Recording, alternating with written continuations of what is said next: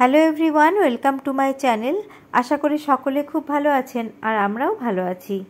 আবারও চলে এসেছি একটি ব্লগ ভিডিও নিয়ে। আজ 31শে মার্চ আর আজকে ছিল ঈদ। ঈদের দিন হলেও আমার মেয়ের ছুটি ছিল না। মেয়ে যেহেতু ইন্টার্নশিপ করছে তার জন্য তার একটা গ্রাম পঞ্চায়েতে একটা প্রাথমিক স্বাস্থ্যকেন্দ্রতে একটা ডিউটি পড়েছিল।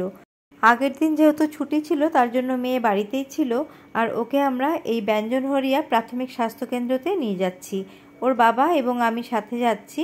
আর যেতে যেতে আমি আপনাদের এই রাস্তাটা একটু শেয়ার করে দিচ্ছি। এই গ্রাম পঞ্চায়েতটা কলকাতার কাছেই। বজবজ থেকে মাত্র 15 থেকে 20 মিনিট লাগে বাই কারে। আর এখানে কিন্তু টোটোই চলে, অটো বা অন্য কিছু কোনো ভেহিকলস এখানে চলে না।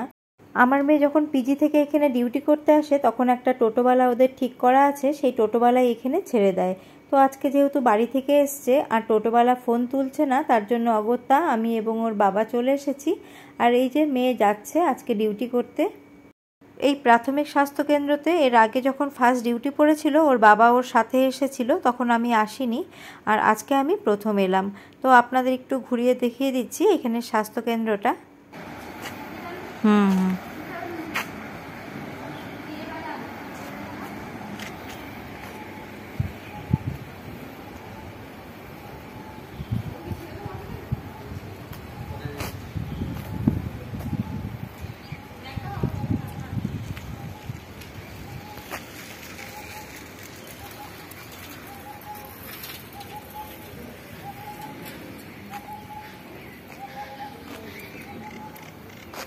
বড়ই আছে হেলথ সেন্টারটা। আমি ঘুরে ঘুরে একটু দেখছিলাম, ভিডিও করছিলাম, এর মধ্যেই মেয়ে আবার ব্যাগপত্র রেখে চলে এসেছে। হ্যাঁ, কোনটা? এটা ওপিডি? ও ঠিক আছে ঠিক আছে। ওইদিকে তো সব মানে গ্রামের বাড়ি না? ঠিক আছে, চল সাবধানে যাও, দেখে যাও। হ্যাঁ হ্যাঁ, মেয়ে আমাদের সাথে দেখা করে এখন ফিরে গেছে। আর যেই আমাদের গাড়ি স্টার্ট করতে নিচ্ছে সেই কিন্তু আর স্টার্ট হচ্ছে না। আর আমি কিন্তু এখানে ফোনটা অন করে রাখিনি, আমি ভুলেই গেছি যে ফোনটা অফ করতে, তার জন্য এরকম হেজি আসছে।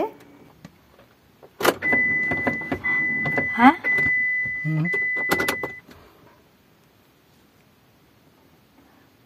কি হলো? বন্ধ করার পরে হলো এরকম?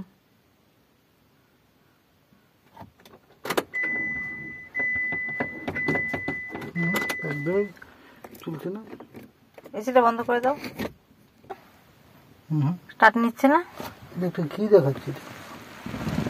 ফুয়েল কি নেই? গাড়ি স্টার্ট নিচ্ছে না দেখে আমার চক্ষু চড়ক গাছ। আমি ভুলেই গেছি যে আমার ফোনটা অন রয়েছে। আর ফোনের ক্যামেরাটা কিন্তু হাত দিয়ে চাপা পড়ে গেছিলো, তার জন্য এরকম একটা হোয়াইট হোয়াইট রয়ে গেছে। এখন আর কি করা, এখন আর কিছু করার নেই, এখন ওয়েট করতে হবে। আর আমার হাজব্যান্ড একটুখানি নিজেও চেক করছে যে কি হলো, বোঝার চেষ্টা করছে। আর পাশে একজন অটোওয়ালা ছিল, সেও চলে এসেছে যে কি হলো স্যার দেখার জন্য, যে ব্যাটারি কিছু হলো কি না। তো আমার হাজব্যান্ড এখানে ফুয়েল চেক করছে যে না, ফুয়েল তো ঠিকঠাক আছে। আর গরমের মধ্যে আমাদের কিন্তু একদম হাল খারাপ হয়ে গেছে। তো আমরা গাড়িটাকে রোদের মধ্যে থেকে ঠেলে ঠেলে একটা গাছের নিচে নিয়ে চলে এসেছি। আর এইখানটা কিন্তু ছায়া আছে। আর এই যে এরা একটু দেখছে যে কি হলো। কর্তামশাই গাড়ির কোনো রকম রোগ ধরতে না পেরে অগত্যা মেকানিক্সকে ফোন করলো। আর এই মেকানিক্সরা বেহালা থেকেই যাবে। তো বেহালা থেকে যেতে আমাদের এখানে আসতে ওদের প্রায় 1.5 থেকে 2 ঘন্টা লাগবে। তো ততক্ষণ আর কোনো উপায় নেই, একবার গাড়ি দেখছে, একবার গাড়িতে বসছে। আর আমিও একদম হতাশ হয়ে গেছি যে এত সকাল সকাল চলে এসেছি, বাড়িতে সব কাজকর্ম পড়ে রয়েছে, এখন কি হবে। এই যে আমি কখনো বসছি, কখনো বাইরে গিয়ে দাঁড়াচ্ছি, খুব বোর লাগছে আর খুব টেনশনও হচ্ছে যে কতক্ষণে গাড়ি ঠিক হবে, কতক্ষণে বাড়ি যাব। এই দিনটা ছিল নবরাত্রির দ্বিতীয়া। আমি শুধুমাত্র পুজো করেই চলে গেছিলাম।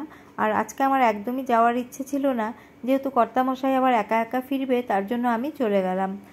এই যে কর্তামশাইয়ের সাথে একজন অটো চালক ভাইয়ের কথাবার্তা হচ্ছে, সে কিন্তু খুবই হেল্পফুল ছিল। আর সে বলছিল কাছে পিঠে একটা গ্যারেজ আছে, যদি কোনো অসুবিধা হয় তাহলে আমি ফোন নাম্বার দিচ্ছি, আপনি ফোন করে নিন। তো আমরা তো আগে থেকেই আমরা মেকানিক্সকে ডেকে দিয়েছিলাম, চেনা মেকানিক্সকে।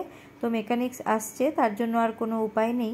1.5 থেকে 2 ঘন্টা খুবই বোর হচ্ছিলাম, কখনো গাড়ির মধ্যে দরজা খুলে বসছিলাম, কখনো বাইরে দাঁড়িয়েছিলাম। এই যে এই গাছটার তলায় আমরা দাঁড়িয়েছিলাম। গাছটা এতটাই বড় যে খুবই হাওয়া দিচ্ছিল, আমাদের কিন্তু একদমই কোনো কষ্ট হয়নি। আর দেখতে দেখতেই 1.5 থেকে 2 ঘন্টা মতো কেটে গেছে। ঘন্টা দুয়েক দাঁড়িয়ে এবং বসে থাকতে থাকতে আমাদের মেকানিক্স চলে এসেছে। মেকানিক্স এখন দেখছে গাড়িতে কি হয়েছে।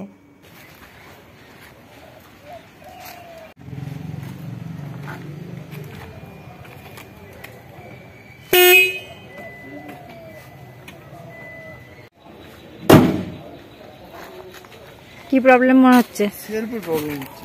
হ্যাঁ, সেলফে স্টার্ট হয়ে যাবে।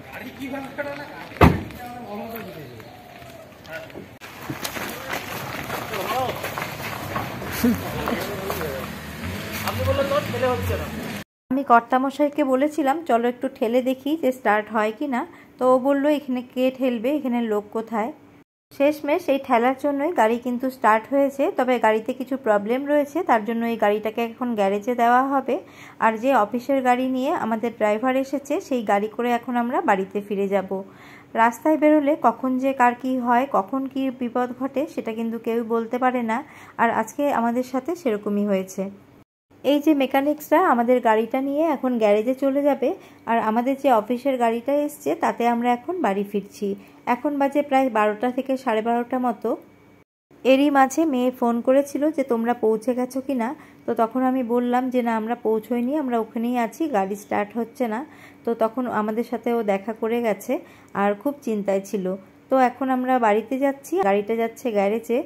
এত সকাল সকাল আজকে আমার একদমই আসার ইচ্ছে ছিল না, আর যেহেতু কর্তামশাই একা একা ফিরবে তার জন্য আমি চলে এসেছিলাম। আর এসে আমিও বিপদে পড়লাম। তো যাই হোক, একসাথে ছিলাম তার জন্য বেশি টেনশন হয়নি। এখন আমি যদি বাড়িতে রয়ে যেতাম আর ওর এখানে এরকম প্রবলেম হতো তাহলে খুব বেশি টেনশন হতো। বাড়ি থেকে বেরোলে রাস্তায় কখন কি ঘটে তা কিন্তু বলা সম্ভব নয়। আর গাড়ির এইরকম এক্সপিরিয়েন্স আমার ফার্স্ট টাইম এবং আমার হাজব্যান্ডেরও। তো আমরা এখন বাড়ির দিকে রওনা হয়েছি। আর ভিডিওটি তোমাদের কেমন লাগলো কমেন্ট করে জানাবে। বাড়ি থেকে বেরিয়ে এরকম গাড়ি খারাপ হওয়ার এক্সপিরিয়েন্স তোমাদের কাদের কাদের আছে আমাকে কমেন্ট করে জানাতে পারো। আবারও হাজির হয়ে যাব অন্য কোনো রেসিপি নিয়ে বা ব্লগস নিয়ে। আজ এই পর্যন্তই, নমস্কার।